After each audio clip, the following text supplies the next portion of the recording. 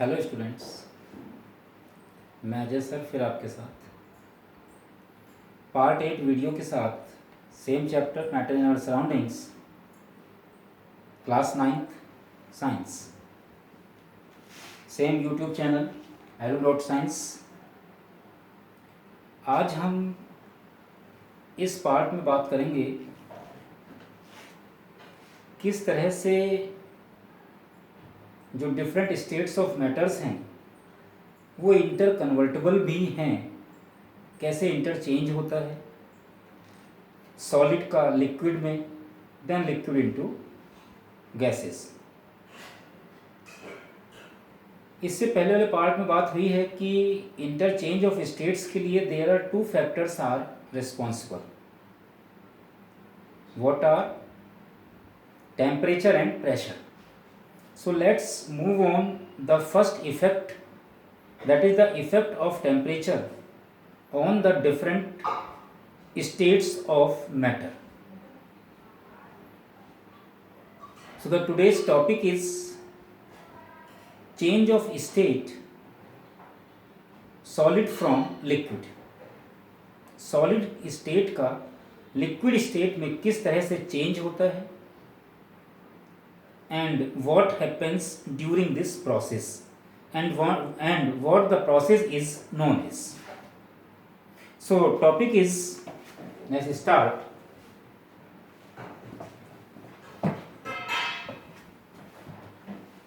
So the topic is, what is the main topic is interchange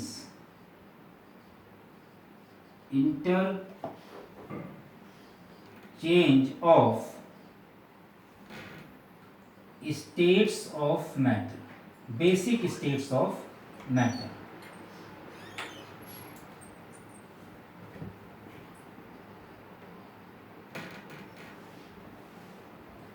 In this link, firstly we will see the effect of temperature,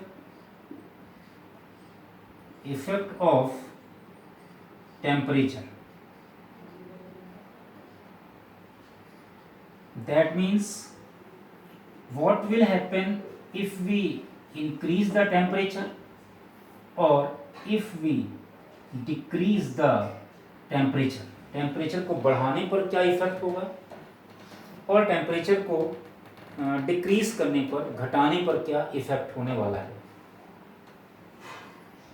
इसमें first of all we will study the increase of temperature.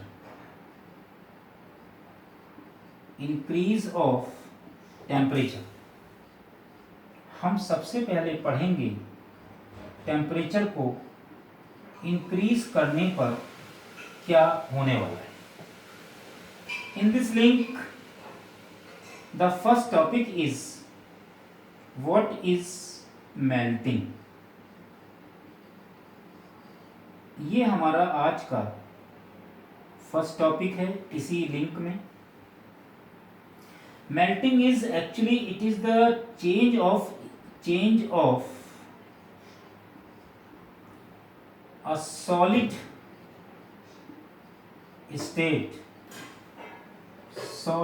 state का to liquid state। Liquid state में जो change है, that change and that process is known as the melting।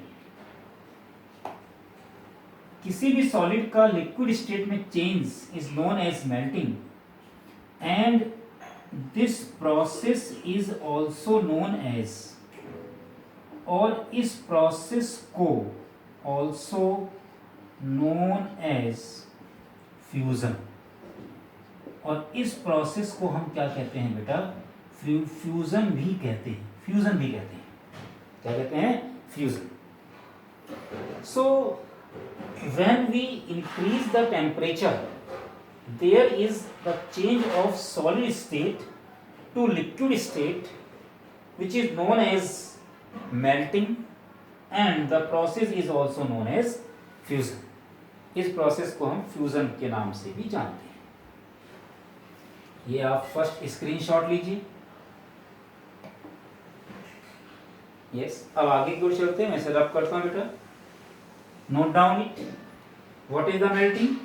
Melting is the change of solid state into liquid state known as fusion. How it happens?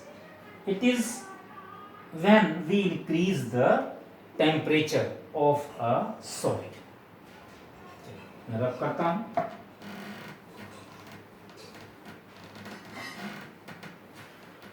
now the second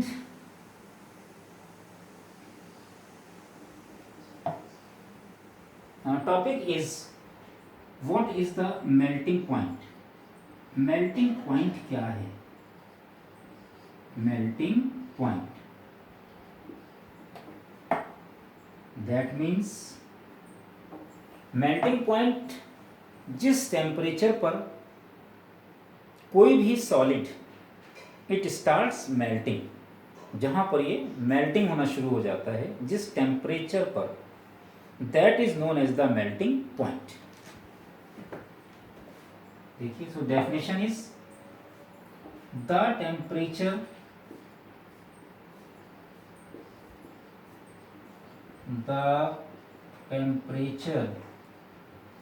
at which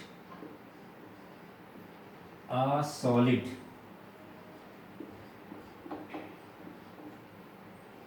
changes to the liquid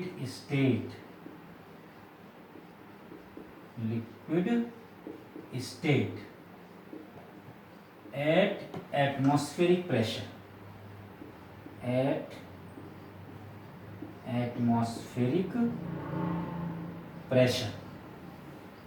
atmospheric pressure is called as melting point।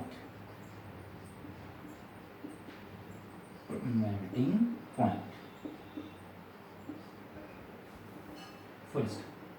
So what is the melting point? Melting point is that temperature, the point of that temperature at which solid change to the liquid state।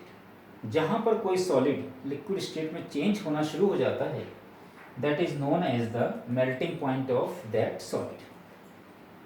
So it was melting and melting point। For example, अगर हम example की बात करें, the melting point MP, that is the melting point of ice। melting point of ice is, क्या सोचते हो आप, ice किस टेम्परेचर पर मेल्ट होनी चाहिए? 100? No, it is 0 degree Celsius, 273.16 Kelvin. ये टेम्परेचर स्केल मैंने बताया था आपको, it is equals to the 0 degree Celsius. Kelvin is the absolute scale is also known as। So melting point of ice is 0 degree Celsius. यहाँ पर आकर के आपको थोड़ी सी अब परेशानी महसूस होने लगी कि आइस का मेल्टिंग पॉइंट 0 डिग्री सेल्सियस कैसे है? 0 डिग्री सेल्सियस पे मेल्ट होना शुरू हो जाता है। इसका आंसर मैं भी आपको आगे वाली टॉपिक में बताने वाला हूँ। So melting is the change of solid into liquid state known as fusion, and melting point is the temperature at which a solid melts into liquid known as the melting point। Clear?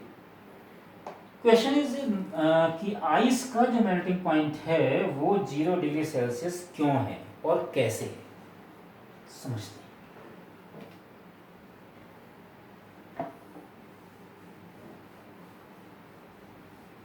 लेकिन इसको समझने से पहले melting होती कैसे है। Next topic is how does melting occurs.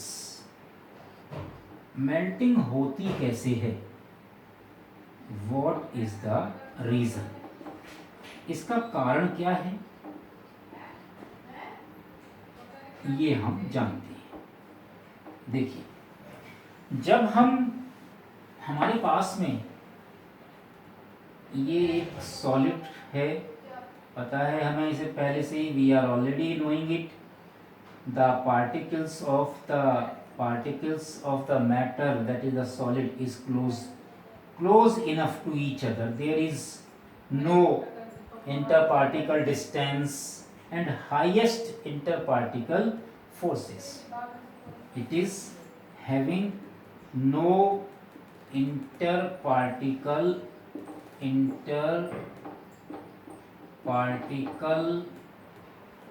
Distance, wides आपको याद आ चुका होगा, एंड हाईएस्ट, सॉलिड के अंदर हाईएस्ट इंटर पार्टिकल फोर्स होता है, इंटर पार्टिकल फोर्स होता है।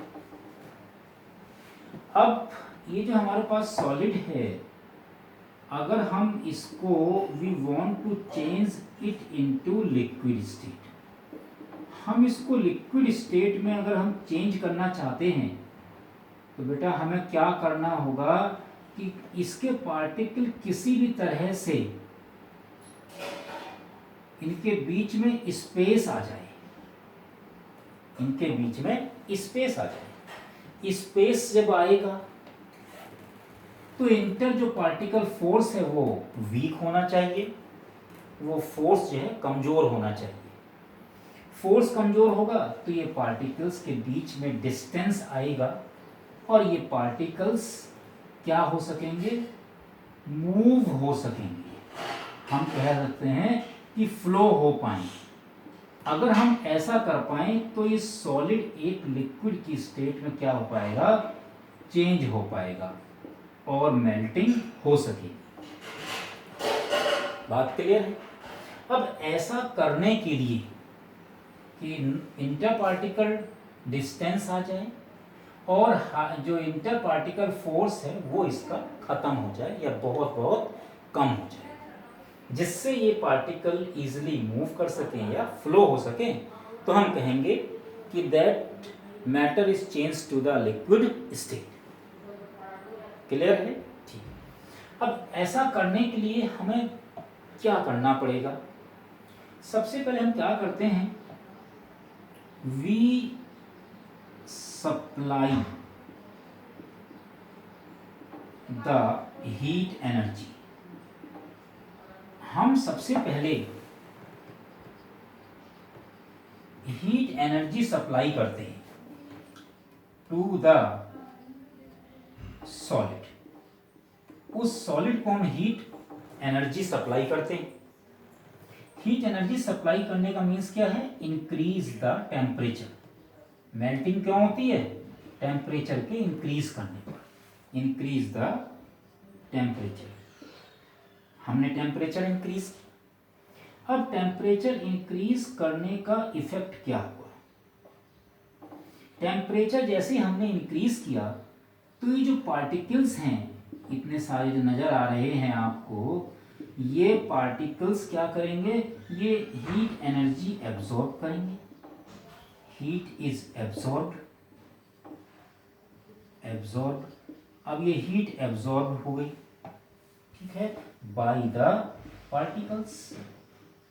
अब जैसे ही हीट एनर्जी पार्टिकल ने एब्सॉर्ब की तो उससे क्या होगा, काइनेटिक एनर्जी के kinetic energy of the particles increases.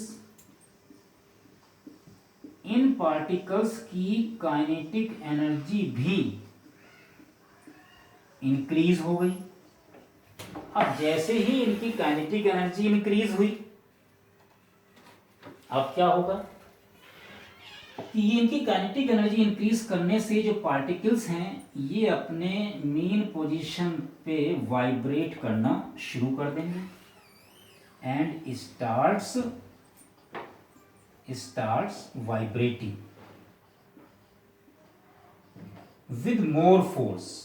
with more force or speed, with more force or speed। यहां तक बात समझ में आती है? सबसे पहले हमने हीट एनर्जी सप्लाई की, इन पार्टिकल्स ने हीट एब्जॉर्ब की, इनकी काइनेटिक एनर्जी बढ़ गई। काइनेटिक एनर्जी बढ़ने से क्या हुआ, ये पार्टिकल्स के अंदर मोशन आ गया, वाइब्रेशन होना शुरू हो गया। हम लगातार we are regularly supplying the heat, हम लगातार हीट बढ़ाते चले जा रहे हैं, हीट बढ़ाते चले जा रहे हैं, तो इनकी जो स्पीड है वो फाइनली बढ़ती चली जा रही है। फाइनली बढ़ती चली जा रही है, क्या होगा अब, क्या होगा कि जो इनकी जो फिक्स्ड पोजीशन है, ये जो पार्टिकल्स की जो फिक्स्ड पोजीशन है, ये particles leave their fixed position, अपनी फिक्स्ड पोजीशन की खत्म हो जाएगी।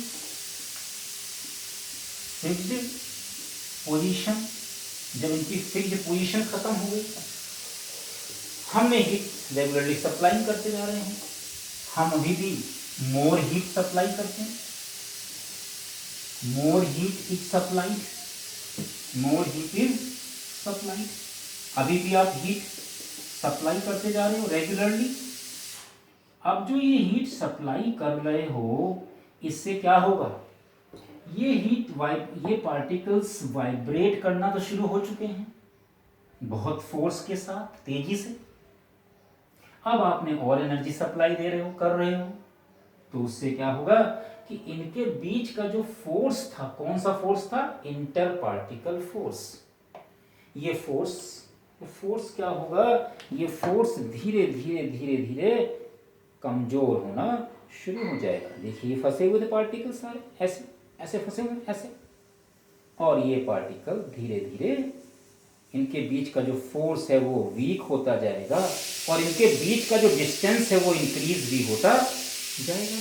यही तो शर्त थी हमारी, यही तो शर्त थी कि अगर हम सॉलिड को लिक्विड में चेंज करना चाहते हैं तो हमें इंटर पार्टिकल डिस्टेंस बढ़ाना है और फोर्स को क्या करना है, कमजोर करना है, और यहां पर ऐसा होना शुरू हो गया। जो रेगुलरली जो हमने हीट सप्लाई कर रहे हैं, ये किस में यूज होगी, use in the overcoming of, तोड़ने में, overcoming of forces of attraction. कौन सा फोर्सेस, फोर्सेस ऑफ अट्रैक्शन। अब ये फोर्सेस ऑफ अट्रैक्शन टूटता चला गया, और जब ये फोर्स ऑफ अट्रैक्शन कम होता जाएगा तो रिजल्ट क्या मिलेगा बेटा, इसका रिजल्ट क्या मिलेगा, इसका रिजल्ट मिलेगा कि जो इंटर पार्टिकल फोर्स डिस्टेंस है, इंटर पार्टिकल डिस्टेंस क्या हो गया, इंक्रीज, बढ़ गया,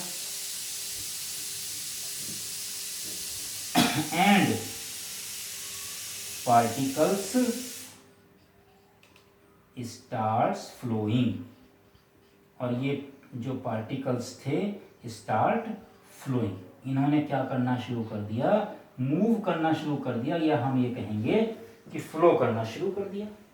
और फ्लो करने का मीन्स क्या है, that means solid melt. Solid कैसा हो गया, लिक्विड स्टेट में चेंज हो गया, कैसे हुआ, मेल्ट हो गई। यही तो शर्त थी हमारी, बात समझ में आई कि अगर हम if we want to change a solid state into a liquid state, then we have to increase the temperature, increase the temperature. ये तभी हो पाएगा लिक्विड स्टेट में कि जब ये पार्टिकल्स के बीच का जो बिल्कुल भी डिस्टेंस नहीं था वो डिस्टेंस बढ़ता चला जाए, और इंटर पार्टिकल फोर्स वीक होता चला जाए कि ये पार्टिकल्स दूर हो जाएंगे, और लिक्विड स्टेट में ये सॉलिड चेंज हो जाएगा और ये फ्लो होना शुरू कर देगा। इसके लिए आपने हीट सप्लाई की, हीट एब्जॉर्ब हुई, पार्टिकल की काइनेटिक एनर्जी इंक्रीज हुई, जिससे उन्होंने वाइब्रेट करना शुरू किया तेजी से, और उनकी फिक्स पोजीशन खत्म हो गई। ज़्यादा हीट सप्लाई करने से ये हीट फोर्सेस ऑफ अट्रैक्शन को तोड़ने के काम आई, और रिजल्ट क्या हुआ, इंटर पार्टिकल डिस्टेंस बढ़ गया and the particles start flowing.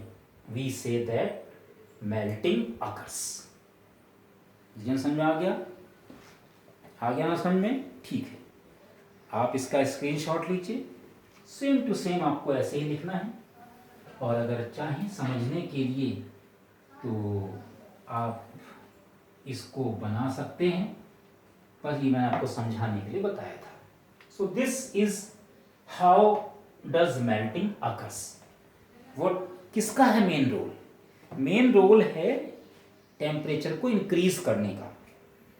और उससे होता क्या है? उससे इंटर पार्टिकल डिस्टेंस बढ़ जाता है, और इंटर पार्टिकल डिस्टेंस बढ़ने से inter particle forces of attraction going on decreasing and so on, और धीरे धीरे काफ़ी कमज़ोर हो जाता है और कोई सॉलिड लिक्विड की स्टेट में चेंज हो जाता है।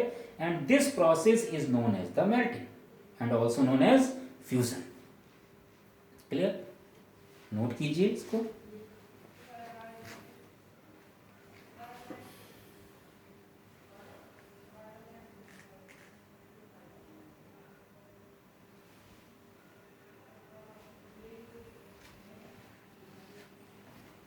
यस, नोट कर लिया होगा आप लोगों ने। अब हम चलते हैं थोड़ा सा आगे की ओर। अभी इससे पहले वाले टॉपिक पे बात कर रहे थे कि आइस का जो मेल्टिंग पॉइंट है वो 0 डिग्री सेल्सियस क्यों है, 0 डिग्री सेल्सियस क्यों है। चलिए इस पे बात करते हैं। जब करता हूं बेटा,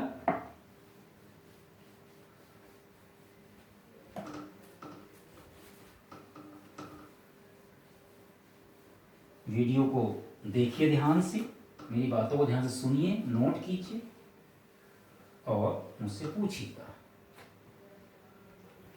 बात आ रही है कि आइस का मेल्टिंग पॉइंट 0 डिग्री सेल्सियस क्यों लिखा सर ने। रीजन देखिए, पर उसको समझने से पहले मैं एक एक्टिविटी आपको यहां समझाता हूं। हमने क्या किया, जो हमारी एक्टिविटी है, ये आपकी बुक में इसका फिगर दिया हुआ है एनसीईआरटी में। हमने क्या किया कि एक बीकर लिया, बीकर क्या लिया, बीकर लिया, और हमने इसमें आइस डाल दी 1 kg। क्या डाल दी? आइस, बर्फ के पीसेस, टुकड़े वगैरह हमने इसके अंदर डाल दिए। These are the ice cubes. ठीक है, ये हमने बीकर एक स्टैंड पे रख दिया, और यहाँ पे हमने एक बर्नर भी ले लिया। बर्नर आपने लैब में देखा होगा, अभी इसे जलाया नहीं है, लीट नहीं किया। इसके साथ साथ हमने इसमें एक लेबोरेटरी थर्मोमीटर प्लेस कर दिया। पिछली क्लासेस में बताया गया होगा, thermometer, clinical thermometer, laboratory thermometer, ये इसका बल्ब है। बल्ब आप समझते हो, जहाँ से टेम्परेचर मेज़र किया जाता है। ठीक है, इस तरह से। और ये 0 डिग्री सेल्सियस, और यहाँ पर हमने माना लिखा हुआ है 100 डिग्री सेल्सियस। सॉलिड है हमारे पास में आइस, और हम चाहते हैं अब इसको मेल्ट करना। अब मेल्ट करने के लिए मैंने क्या कंडीशन बताई आपको, क्या बताई? We increase the temperature. So let's start the activity. हमने इसको जला दिया, हमने क्या कर दिया, इसको लिट कर दिया, जला दिया। अब इसको हीट मिल रही है बीकर को, और ये जो है आइस मेल्ट होना शुरू हो गई। आप देखेंगे आइस मेल्ट होना शुरू हो गई, बट जो टेम्परेचर है वो तो 0 डिग्री सेल्सियस ही शो हो रहा है। यहां पर जो लेवल है वो बिल्कुल नहीं बढ़ा, वो अभी भी 0 डिग्री सेल्सियस शो कर रहा है। हम लगातार इसको हीट किए जा रहे हैं, आइस मेल्ट हो रही है, रेगुलरली मेल्ट हो रही है, और हमने अपनी आंखें लगातार इस पर गड़ाई हुई है। ध्यान से देख रहे हैं ध्यान से कि आखिर हो क्या रहा है।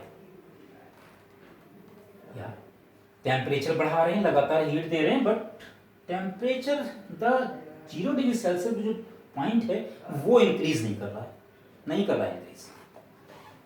देखते क्या है, धीरे धीरे धीरे धीरे धीरे धीरे 5 मिनट बीत गए, 10 मिनट बीत गए, और ये आइस जो है कंप्लीटली मेल्ट हो गई। पहले तो मेल्ट होनी शुरू हो गई थी, जैसे हमने गर्म करना शुरू किया था, वाटर की स्टेट में आ गई थी, और ये क्या हो गई, ये मेल्ट हो गई। अब ये मेल्ट तो हो गई, और जब मेल्ट होके ये लिक्विड स्टेट में आ गई, किसमें आ गई, वाटर स्टेट में, लिक्विड स्टेट में। जब वाटर में आ गई तो हम देखते क्या, अब इसका जो टेम्परेचर है वो धीरे धीरे इंक्रीज होना शुरू हो जाता है। अब इंक्रीज होना शुरू होता है, यानी कि कंप्लीटली मेल्ट हो गई, तब इसका टेम्परेचर इंक्रीज होना शुरू हो गया। जबकि मेल्टिंग कहाँ शुरू हुई थी, मेल्टिंग होने तक टेम्परेचर जो है बिल्कुल 0 डिग्री सेल्सियस ही रहा, 0 डिग्री सेल्सियस रहा, बढ़ा ही नहीं। इसका मतलब क्या हुआ कि आइस का जो मेल्टिंग पॉइंट है वो तो 0 डिग्री सेल्सियस है। क्वेश्चन ये आया कि जो ये इतनी देर तक हीट दी वो गई कहां, where does the heat go, heat कहां गई। अब मेल्टिंग में जो मैंने भी आपको बताया था रीजन, कि इतनी देर तक जो आपने हीट दी वो हीट किसने एब्जॉर्ब की, वो हीट एब्जॉर्ब की इस आइस के पार्टिकल्स ने, जिससे क्या हुआ, ये आइस के पार्टिकल्स का डिस्टेंस बढ़ा, फोर्स वीक हुआ, समझाया था ना अभी। तो फोर्स वीक हुआ और डिस्टेंस बढ़ा, और धीरे धीरे ये जो है चेंज होती चली गई कंप्लीटली किसमें, लिक्विड स्टेट में। तो जो 10 मिनट तक या 12 मिनट तक आपने हीट दी है, वो हीट कहां गई, वो हीट यूज हुई कहां यूज हुई, इनके फोर्सेस को तोड़ने के लिए और डिस्टेंस को बढ़ाने के लिए। So what is the melting point of ice, melting point of ice is 0 degree Celsius. समझ में आ गया बेटा। अब इससे जुड़ी हुई एक हेडिंग है, एक टॉपिक हमारे पास है, latent heat of fusion. Latent heat of fusion, latent heat of fusion क्या है बेटा। ये लेटेंट एक्चुअली इसका मीनिंग है हिडन, हिडन मीन्स छिपी हुई। जो हीट आपने इस बीकर को दी है 10 मिनट लगातार, वो हीट इसके द्वारा एब्जॉर्ब की गई, चुपचाप चुपचाप लेता रहा। सो जो टोटल हीट आपने दी है इस आइस को मेल्ट करने के लिए, that amount of heat is known as the latent heat of fusion. कौन सी हीट, वो हीट जो इस 1 किलोग्राम आइस को मेल्ट करने के लिए आप लगातार देते रहे, गर्म करते रहे लगातार, वो हीट जो इसमें यूज हुई है इसके सारे बॉन्ड्स को तोड़ने के लिए, इसके सारे फोर्सेस, इंटरपार्टिकल फोर्सेस को खत्म करने के लिए, that amount of heat energy is known as the latent heat of fusion. Fusion means melting, melting में काम आने वाली जो छिपी हुई हीट हमने दी है लगातार 10 मिनट तक, that heat is known as the latent heat of fusion. समझ में आ गया। So melting point of ice is 0 degree Celsius, and what is the latent heat of fusion? Let's see the definition. The amount of heat energy, amount of what? Heat energy, amount of heat energy required, वो heat energy जो हमें चाहिए, उसका जो amount है, किस लिए चाहिए बेटा, to change 1 kilogram of solid, 1 kilogram of solid, किसके लिए, to liquid state, 1 kilogram solid को चेंज करने के लिए लिक्विड स्टेट में,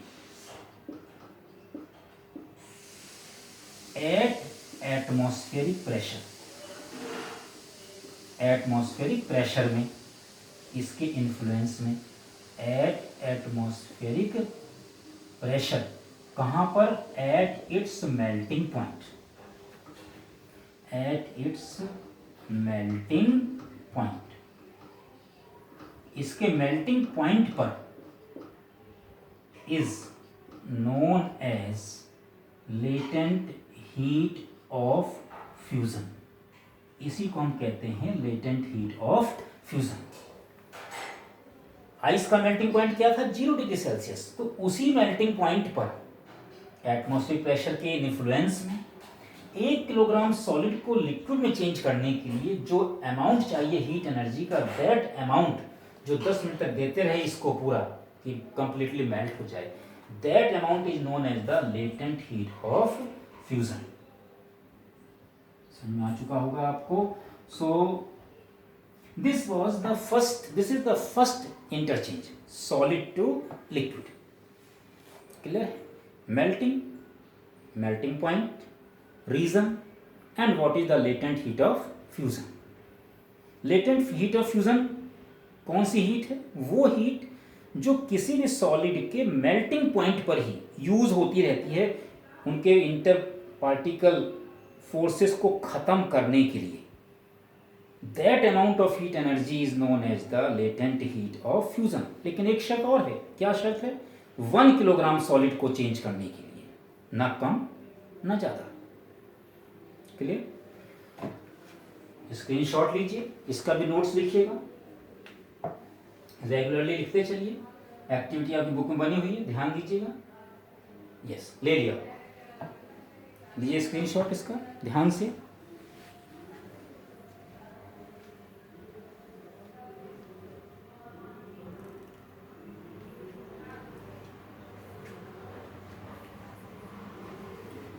अब इसी से जुड़ा हुआ एक क्वेश्चन और है। हाँ, एक बात रह गई, आइस की जो लेटेंट हीट है कितनी है? जो आइस की जो लेटेंट हीट है, मैं यहाँ शॉर्ट में लिख रहा हूँ बेटा, नोट में लिख रहा हूँ, latent heat of fusion of ice. बेटा ये है 3.347 into 10⁵ joule per kg. 1 kilogram 1 kilogram ice को मेल्ट करने के लिए जितनी हीट हमें एनर्जी चाहिए, it is 3.347 into 10⁵ joule. Joule is the unit of energy. So now we move on one question. एक क्वेश्चन और है आप लोगों से, चलिए मैं लिखता हूं, इसको आप नोट कर लीजिएगा।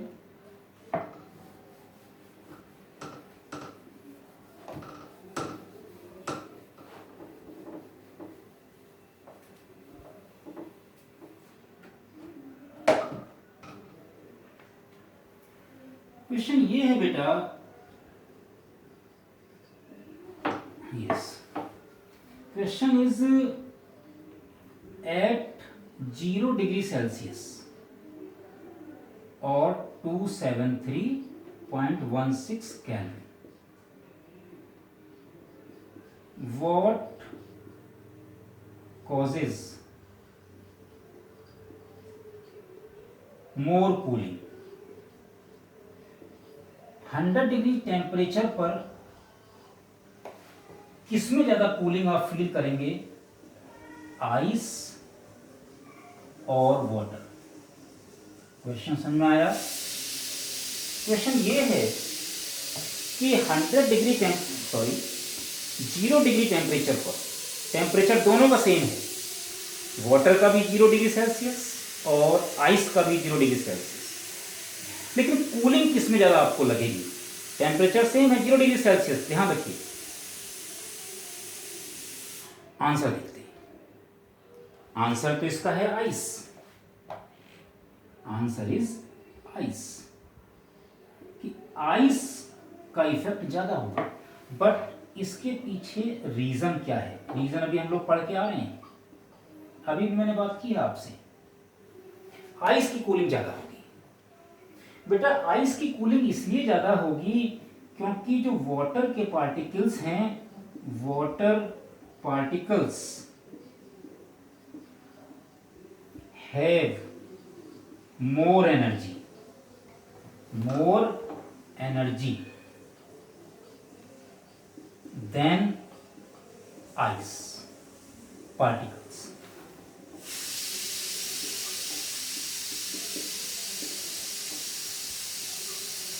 वाटर के पार्टिकल्स में ज्यादा एनर्जी है आइस के पार्टिकल्स से।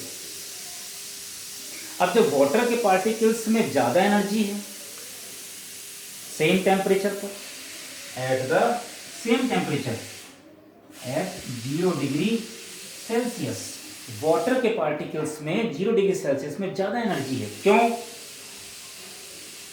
क्योंकि जिस समय आप आइस को मेल्ट करने के लिए हीट दे रहे थे, आइस को मेल्ट करने के लिए हीट दे रहे थे, उस समय दोनों का टेम्परेचर 0 डिग्री सेल्सियस था। आइस भी 0 डिग्री सेल्सियस पर थी और वाटर भी 0 डिग्री सेल्सियस पर है, वो मेल्ट हो चुका है। लेकिन मेल्ट होने के लिए क्या एब्जॉर्ब किया उसने? हीट एब्जॉर्ब करी है। तो वाटर के पार्टिकल हीट एब्जॉर्ब कर चुके हैं, पर टेम्परेचर सेम है, 0 डिग्री सेल्सियस। तो कौन ज़्यादा ठंडक देगा, वाटर या ice? Naturally it is ice, क्योंकि अभी आइस के अंदर एनर्जी कम है और वाटर के पार्टिकल वो एनर्जी एब्जॉर्ब, कौन सी एनर्जी? हीट एनर्जी एब्जॉर्ब कर चुके हैं। सो सेम टेम्परेचर पर, at the same temperature, ice causes more cooling than water. Why? Because water particles have more energy. और ये कौन सी एनर्जी है बेटा? ये एनर्जी है हीट एनर्जी। एक्टिविटी में देखा था ना भी आपने कि क्या हुआ था, टेम्परेचर नहीं बढ़ा था, टेम्परेचर वही रहा था 0 डिग्री सेल्सियस, और वाटर भी वहाँ मौजूद है 0 डिग्री सेल्सियस पर, और आइस भी मौजूद है। बट आइस में एनर्जी थोड़ी कम है और वाटर में एनर्जी थोड़ी ज़्यादा है। एनर्जी ज़्यादा कैसे हुई? हम तो हीट कर रहे हैं लगातार, जो उसने एब्जॉर्ब की है। कौन सी heat? Latent heat of fusion. Answer clear हो गया? तो याद रखिए, आप इसको समझिए, वीडियो को 2 बार वॉच कीजिए, ऑब्जर्व कीजिए, एक्टिविटी समझिए, मुझे ध्यान से सुनिए, नोट कीजिए, और finally if you like it, then like and subscribe the same channel edu.science. Thank you. Have a nice day. Best of luck.